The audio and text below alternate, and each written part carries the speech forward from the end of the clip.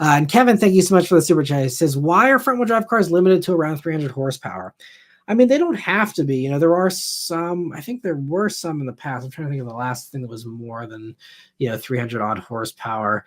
It is rare though. And I think the reason why is that once you get beyond that horsepower level, it's just hard to put the power down. I mean, I even was talking about this in my week with the Type R video, where even on rain, I could not put power down on the Type R. It just spun and spun and spun. I mean, they even tried. They put 265s in the all around on that Civic Type R. I mean, beefy tires for a hot hatch, and it still just spins.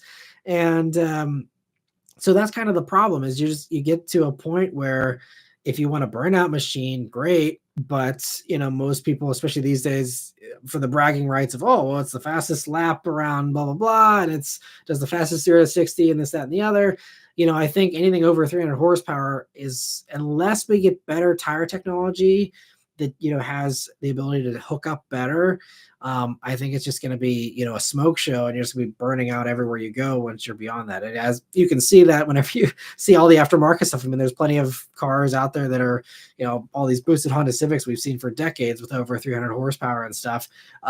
It's, you can do it, but if you've ever driven, I've driven some modified stuff with over 300 horsepower front wheel drive. It's just torque steer city, and you're just all over the place, and it's fun in its own way, but it's just kind of a mess. And so from a manufacturer standpoint, they don't want it to be a mess typically, with a few exceptions. I think Sonata N-Line and Kia K5 GT, they're not even, well, I think they are, yeah, right around 300 horsepower, and those don't have limited slip diffs. I mean, those cars, it's just like, it's hilarious how it just does not put power down. You can see that in my reviews of those videos if you want, but so it just gets to a point where manufacturers can't be like, okay, well, this isn't safe anymore. This isn't what you expect from an OEM, brand new manufacturer effort. And so I think that's why, if it just doesn't meet their quality tests and their safety tests and all that, then it's just, they gotta, dial back the power or add all-wheel drive, and I think that's kind of, the way to go about it. That's why you see GTIs. You can boost the GTI to 1,000 horsepower if you want, but it's just going to be a mess. And so that's why everyone starts with a Golf R if you're going to do some kind of high horsepower build anyway. Then you got that all-wheel drive traction, so you actually go faster, which is your idea and your point. I'm assuming if you're doing high horsepower, is you want to go faster.